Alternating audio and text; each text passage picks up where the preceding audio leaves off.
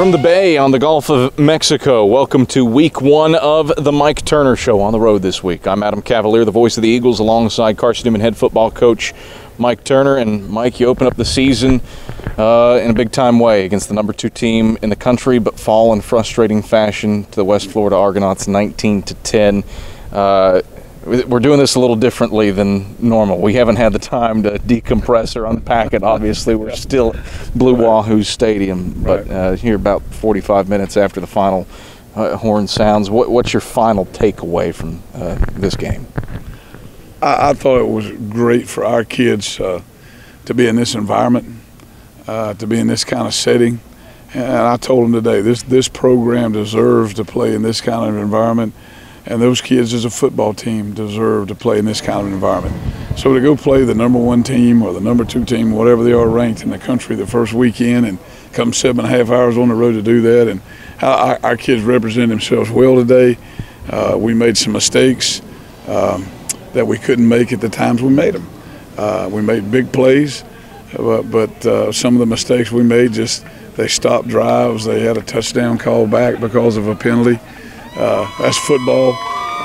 We're good enough to play with these folks in this kind of level, and I think our kids learned that. And buddy, from 1 year ago, that's a pretty good growing step, and I'm very, very, very proud of them. They just couldn't overcome the head coach today, but other than that, those kids played their heart out. You say the can't overcome the head coach. Again, this is 45 minutes after the fact. You're introspective. What could you have done differently that leads to you saying that? Well, anytime you have a play call that doesn't work, you think I should have called something else.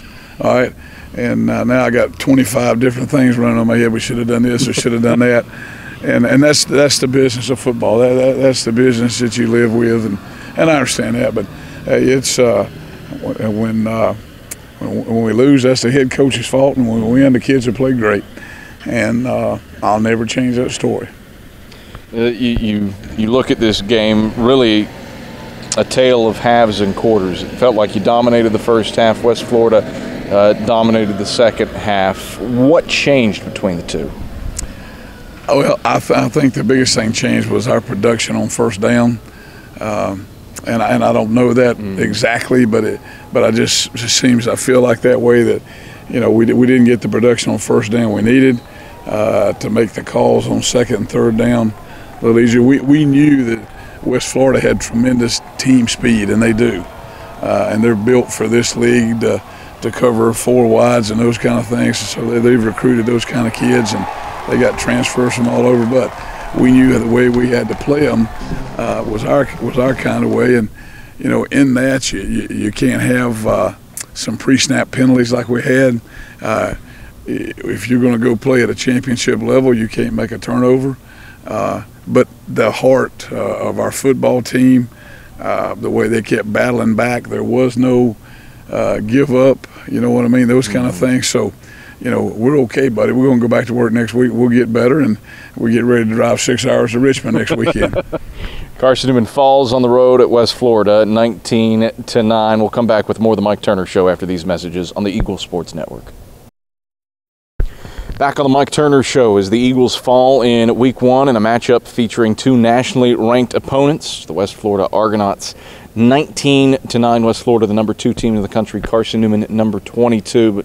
But Mike Turner definitely feels like you prove that you belong in the national rankings, hanging with last year's national runners-up. Oh, I think we do. I'm so proud of our kids. I hope people do realize we belong with this, and this is the kind of venue, like I said, this program should be in. And definitely these kids, we have a quality of kids that can compete at a higher level, and I'm excited for them. I think they see that and sense that now. So it's not a maybe we can or maybe we can. We can go compete with the best in the country, and I'm just proud that we're here. Now I'm disappointed that we didn't win. Okay. But now I would never go back and change my mind about going and playing the number 1 team in the country right off the bat. I'm excited for them. And I think that kind of venue grows you up as a team. It grows you up as a man. And there's some teams in this country that can't play at that level, but Carson-Newman University can. First half started ugly in places. A fumble on the third play of the game, the first possession, a 3-and-out on the second. You fall behind 6-0 early, but didn't hit the panic button. What about the resolve and will of this team to battle through those early miscues and have a lead at halftime? Right. Well, I think this football team believes. I know they do. They're going to battle. There's no give up in them. There's no back down in them. I watched our defense play. With some of those athletes that they got right there, and they didn't take a back seat to anybody. And our kids on offense, they kept coming back and making plays. And there's some stuff we got to get cleaned up and a little rough around the edges on some things right there, but we'll get that done. We'll have the resolve to do that, and we'll pick it up and go with it. Saw the debut, or not debut, but his sophomore debut, we'll call it, of Sharon Jackson. 2 carries, 109 yards, leads the team in rushing, 67-yard touchdown. What about the efforts of that guy? Got limited carries behind Wimbush and Williams, but certainly made the most of his touches. Yeah, oh, absolutely. And he's got real good speed, and he's a slasher. And you saw that. That's the one thing I watched, last year when he got limited times in a game, and he, just him and Drake are going to be good backs in this offense. Okay, and we're looking for 2 or 3 or 3 sets of backs, what we like to have, where we don't have a drop off, and we're excited about the 2 or 3 freshmen that we brought with us to play and could have played them, and they would have been great to have them in the game. But we're going to be okay. Let's lead into then Antonio Wimbush, Marcus Williams out. The majority of last year both of them took medical red shirts with ACL tears. Both of them, it felt like, were back with a certain level of ferocity and a level of angry running. Felt good to see them back. Well, it felt good to see them back, and I was angry too, and I'm glad they ran for me. So they did run. They run hard, and they're kids that other people in that huddle depend on. A guy like Antonio Wimbush lifts up other people in that offensive huddle. So, they both those guys. I never saw them, coming back from an injury, and never saw them hesitate about ripping it up in there. So it's good to have them back, and then to gain some confidence that, hey, I'm okay, and I've fought through all those things, and now I'm ready to go compete. First half, up 9-6 at the halftime break. What was the mindset heading into the halftime locker room? Well, we were still trying to get a hold on some things about working more consistency. And like I said, they have great athletes on defense, and for us to have a chance with them, we needed to be able to match up against them a little bit better. And at times we did, at times we did not. But our defense just overcame and refused to back down, refused to give in, and what a great resolve of a man. We'll talk about the defense a little bit here in a moment, but first we take a look at those first half highlights. Williams has been good from 35. He'll try from 39 on this one. Snaps back, hold is down, kick is on the way, has plenty of leg, and it splits the uprights dead center. West Florida pads its lead. Evans under center, takes the snap, option keeper to the right side. Evans into space, along the right sideline, juke move, out of bounds. He's got the first down, a little bit extra, and forced out roundabouts the 20-yard line. Jackson into the game for the first time. Evans takes a late pitch to Jackson, is on the ground, West Florida there, and it's picked up by one of the defensive linemen, Mark Harris. Or pardon me, that's Desi Bigsby. Big 6'3", 340-pounder that pounced on top of it. 2nd and 9 Eagles. Evans takes. Draw again. Handoff straight ahead, and a shifty move for Sharon Jackson. Jackson down the left hash marks. Angling to the 10 and 5. Sharon Jackson all the way. Touchdown, Carson-Newman. The draw, spectacular for Sharon Jackson as he burst through a hole. Then hit the bricks down the left hashes. 67 yards to the house for 6. Tie game, 6-6, with 12:26 left in the second quarter. Beaudry in the gun. Vaughn in the gun. Takes the snap, throws over the middle of the field, batted in the air, and picked off. An interception for the Eagles. Moving left sideline and forced out of bounds. Desmond Farrell. Farrell snatched the batted ball mid-flight, poked his way along the left sideline, and knocked out of bounds up at the 18-yard line. Some sudden change for the Eagles. Runs tempo. It's a draw again. Straight ahead. Has first down yardage. Splitting the hashes toward the left sideline. Jackson angling left side. And out of bounds inside the 20.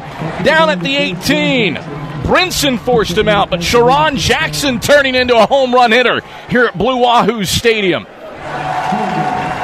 On for the kick. Snap is back. It's good. Hold is down. Udy's kick has the leg, and he line drives it through the uprights. Drew Udy, pure from 36. A high-scoring baseball game with 7:04 to play in the second quarter here in Blue Wahoo Stadium. A 3-run dinger for Drew Udy. Back on the Mike Turner Show. Eagles were ahead 9-6 at the halftime break over the West Florida Argonauts. I'm Adam Cavalier, alongside Carson-Newman head football coach Mike Turner. Mike, second half comes along.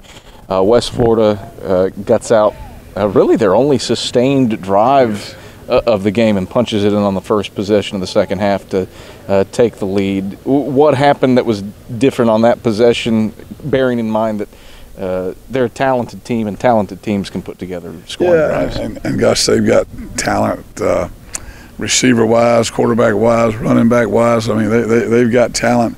I think they changed their tempo a little bit. You know, I think they got shocked in the first half, to be honest with you. I really do. And our kids weren't backing down. And you saw it. They made some great catches. They had kids that were laid out, prone, parallel, over the top. They made some catches, and our kids, there was a couple of those balls that are just a fingertip away from knocking it down. And you know, this is a game that, you know, it's you're at that moment and you got to make plays, and they did on those two drives. Let's focus at the talent level that you had to keep in check. West Florida had their starter that took him to the title game, Mike Beaudry, go down with an injury, and then comes a Georgia transfer. He's handing off to a Georgia Tech transfer and throwing a touchdown pass to a Colorado transfer. And yet you hold them below their scoring average by 11 points from last year, below their offensive output from a year ago. What sticks out to you about the defensive effort from this one? Well, you know, the good part for our defense is they didn't know who those people were. They didn't know where they come from, so it really didn't matter. That didn't have anything to do with them. But now, yeah, those kids are great athletes, and I talked to Pete before the game. He's done a tremendous job bringing in those kind of kids and bringing them here. But, you know, our kids didn't back down. They competed with them as good as anybody I saw on video compete with them. And so at Carson-Newman, we don't have anything to hang our heads about. We just got to say, hey, we got that chance. Now, what do you got to do to get another chance? Tamoris Coates, 10 tackles, his third career double-digit tackle effort. What did he do to lead the way at that linebacker spot? Well, he's a guy that's, you know, Timo was a leader on this football team. He has been and always will be. Sort of the guy that played in the background of Saheem there for a year or two, and it's his chance. And, you know, you get other guys, you think, well, he's going to be a better linebacker than him. No, Timo's going to make plays. He continues to do that, and he's got a great heart about him, and he loves his football team, and he'll fight his fanny off for us. Take a look at the second half highlights after this on the Mike Turner Show.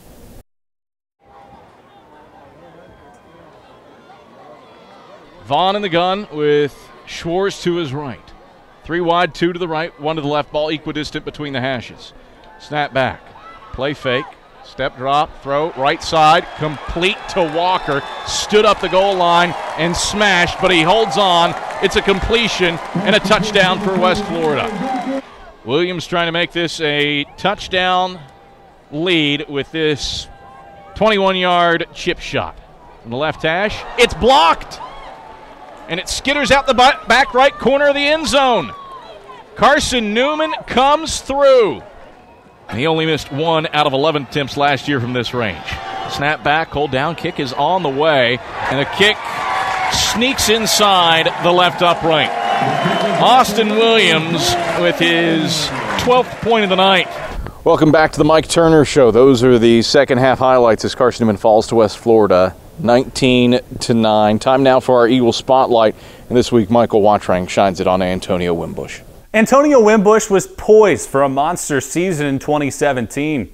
He had rushed for 20 touchdowns in his first 2 years at Mossy Creek and had 118 yards and 3 scores in a Week 1 matchup with Pikeville. Emotions quickly flipped in the first quarter of a Week 2 contest against St. Augustine's. Broke for about 30 yards, tried to cut one way, got tackled the opposite way, took a step, didn't feel right, came off, started jogging. I told the trainers, I was like, hey, if you give me a brace, I'm sure I'll be able to go back in. And they're like, well, we'll sit you down and we'll look at it. So they took my left leg, started moving it, didn't move. Took my right leg, started moving it, started shifting. The 2016 first-team All-SAC pick had torn his ACL and meniscus, putting an end to the 2017 season. In high school, Wimbush played through a broken collarbone.